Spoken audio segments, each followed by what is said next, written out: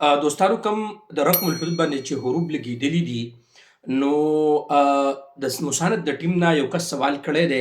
ما ته د عامل زراعي باره کې هم سوال کړی دی، انشاءالله چې جواب راشي په هغې باندې به زه ویډیو جوړه کړم. خو دا ته یو کس سوال کړی دی چې پر بارډر نمبر باندې چې د چا حروف لګېدلي ورېږه زه تاسو سره په عربۍ کې هم شیر کومه، نو آیا د هغې دپاره حل څه دی؟ نو هغه ورله جواب ورکړی دی. ولې تاسو په دې عربۍ کې واورئ، بیا درته وروسته زه ترجمه کومه.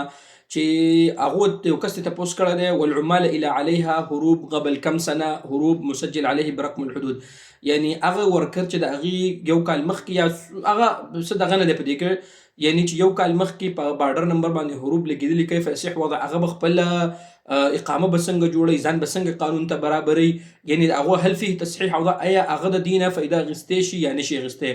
نو موساند ټیم ولا جواب ورکړی چې مونږه معذرت خواهو نعتذر منك لا يمكن نقل برقم الحدود ويلزم وجود رقم اقامه، یعنی مونږه معذرت خواهو په دې باندې پاسبل نه ده، ممکن نه ده چې نقل کفالت وکړي هغه کس چې د چا په بارډر نمبر باندې حروف وي او د حروف د ختمېدو دپاره د ډومestic ورکرز یا چې نورې غټې مهنې وي د هغې دپاره د اقامې نمبر چې کوم دی لازمي شرط دی. ویلزم وجود رقم اقامه سابقه، یعنی د زړې اقامې نمبر د هغې دپاره شرط دی. وبلاغ التغیب حتی اوس د بارډر نمبر باندې چې کله حروف وي نو بیا خو د اقامې نمبر نه راوځي، هغې مشکله ده ډېره زیات نه راوځي نه، او که چا راایستو نو موږ ته دلته ووایه که نه.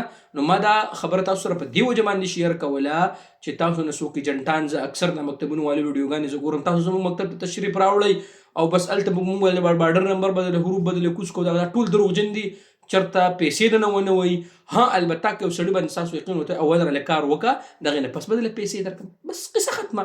ټول دروغجن دي. لہذا د دې وجه نه زه چې دا باقاعده کم چې کنفرم خبر ګورئ په ټویټر باندې مساند ټیم یا د قوه هلته ځئ په خپلې هلته ګورئ یا زموږ ویډیوګانې ګورئ، بس باقاعده هغو دا ویلي چې په بارډر نمبر باندې حروف وي نو د هغو نقل کفالت نه کیږي، ځکه چې نقل کفالت له دپاره د اقامې نمبر پکار دی او هغه خو شته دی نه.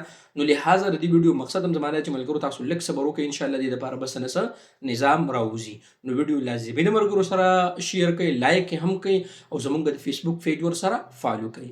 شکریه ډېره زیاته مننه.